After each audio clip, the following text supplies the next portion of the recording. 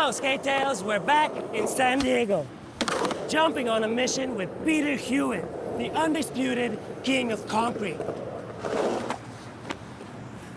Yes, Peter. Madars. So good to see you. Too. In person.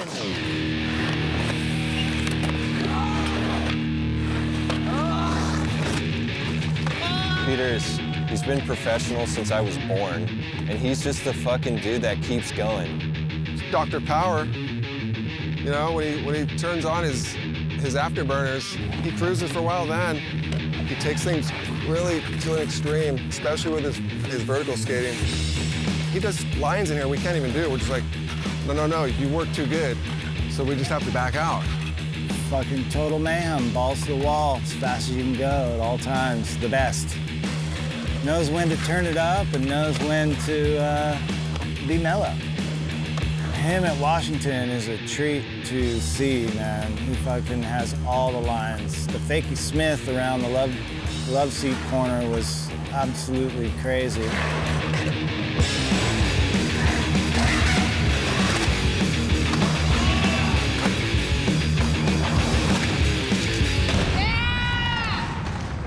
So this is the part of the park that gets the least touched. It used to be a bowl. It used to be closed off right there. Mm-hmm. So this is the Pea Stone. Pea Stone Barbecue? Yeah. So what's your favorite thing about this park? It's in the shade is a big deal to me. Shade and cover from the rain. Yeah. And also it's built by us. And all the sessions that happen here. All Yeah. the homies. It's great when you get everyone together. Everywhere I look, I see vert. Yeah. Vert, And vert, all vert. pool coping. As Peter was giving me the rundown of the skate park, everybody around just stopped skating. As we're walking through the middle, just shows how much respect the locals have for Peter, you know? A lot of respect.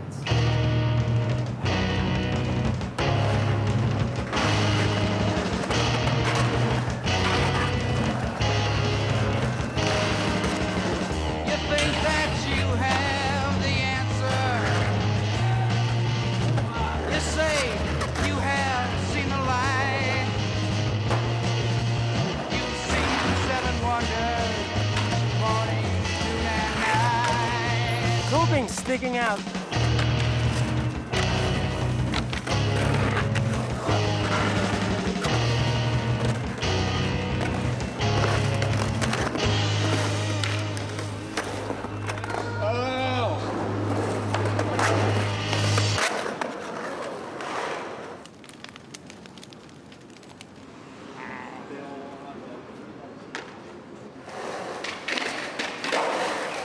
Yeah, I've always had injuries my whole life, so it's not anything new when it does happen.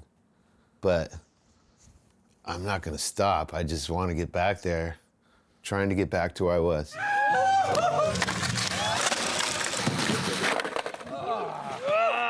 Fucker! Checking in with your body is a good thing, which I just figured out, and I'm 50, so go figure. Do you need some help around here? Yeah, I do. I could use some little trimming over here. I got the tool. All right. Gardening helps with my brain, yeah, for sure.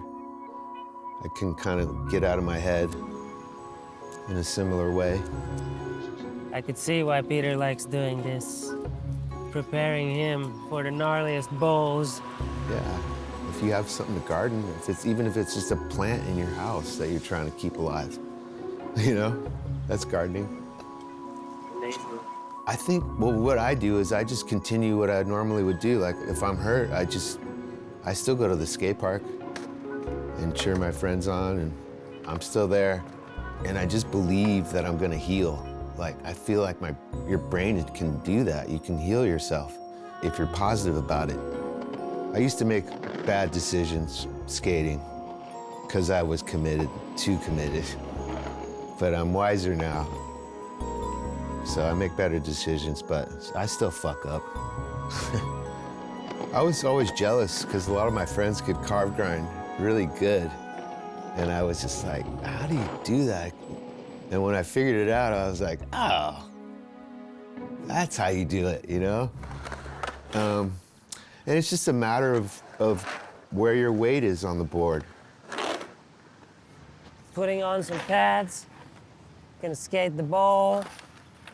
It is terrifying, but I got Pete here to teach me, so should be all right. Woo! Any tips for dropping in? Just ease into it. Don't try to slam it down too hard.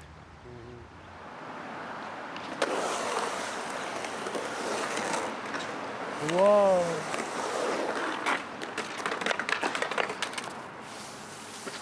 That was too late. If it wasn't for Peter, I would have never made anything happen in skateboarding. For me personally, he's given me the greatest gifts of all of just like mentorship, extremely generous, and then a great teacher. Pete's teaching me tricks. The rock and roll slide. If you ever have a problem learning a trick or you don't have the confidence to do something, he can really just push you in a way that you've never thought you could get to.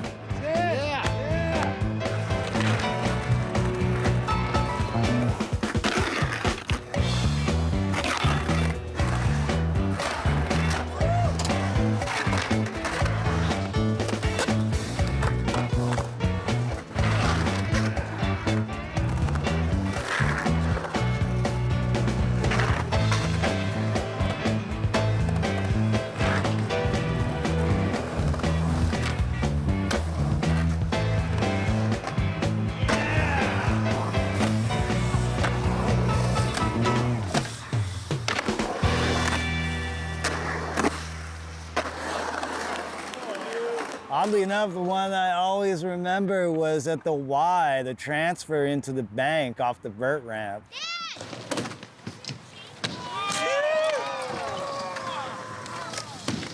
That one, I always remember that one for some reason. The Hewitt Gap. Yeah, he did it. Okay. That was insane.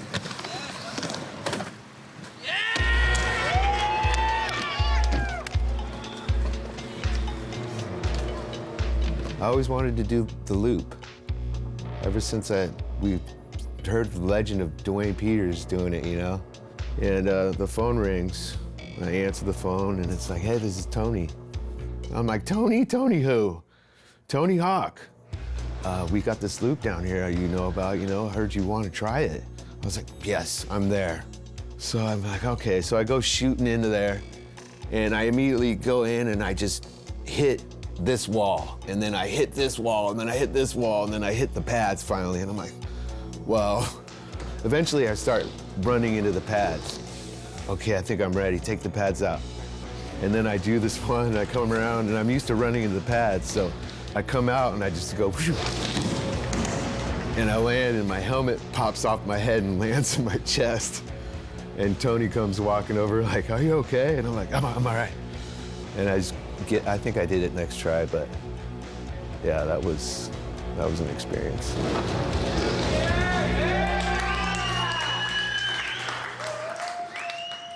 Have you ever heard of the polarizer? It's 9 a.m. Warm-up session. Let's go.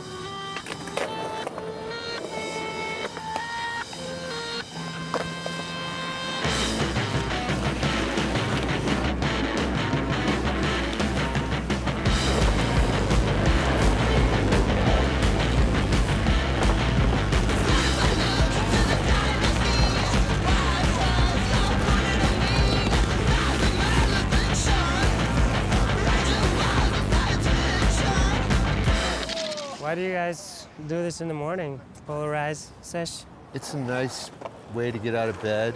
It's just a good way to start the day. I came down here one morning and I was like, what are you guys doing? And I was like, that looks dangerous. Just rolling in without lifting up.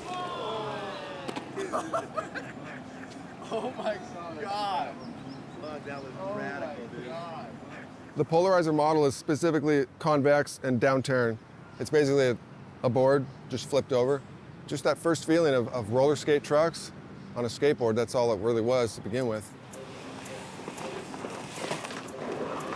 What's that one called? Fight from the inside. This one's called Confined Spaces. This trick is really hard because the skateboard can only turn so much.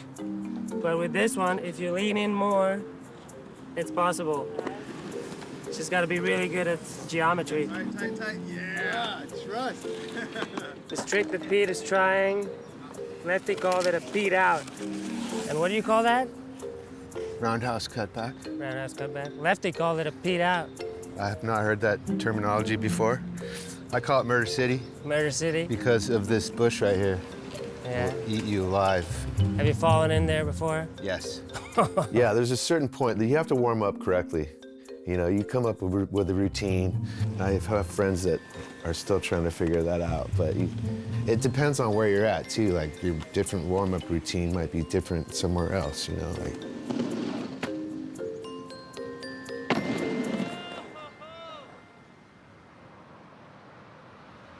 Feels good to be on the road. We're going to Nude Bowl today. Woke up 7:30, got cement, buckets.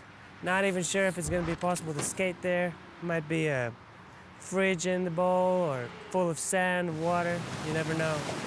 But it sure feels good to be on the road with Pete and his crew. It's a special place. I feel like re-energized when I go out there. Yeah, it's a power spot. Get in the pool and you just melt into the thing. Looks like nobody's skated here in a while. And the thing is so steep too. I came here once before and I don't remember it being that steep, but bow skating, it's like coming to a skate spot and you gotta fix it up. And the thing to skate is not super perfect. It's not easy. Every pool's different. They're not gonna be there for very long. You have to get it when you can get it. It's like when the waves are good, you have to surf them when they're there. So it's a challenge.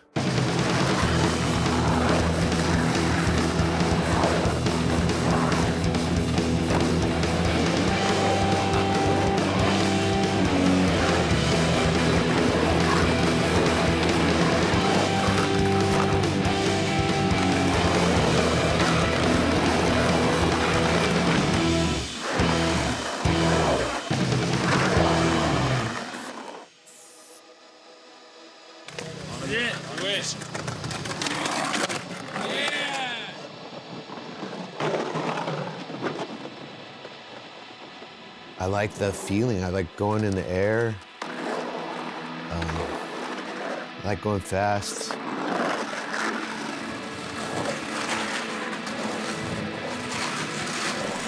Sometimes I'm like, yeah, well, maybe that's the last time, but I mean, it's so many times I'm like, nah, this is gonna continue.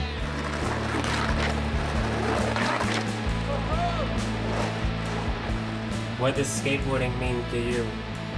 What does it mean? Skateboarding.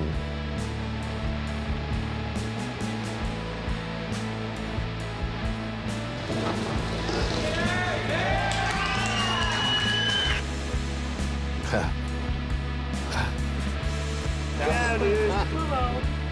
Yeah, that one's.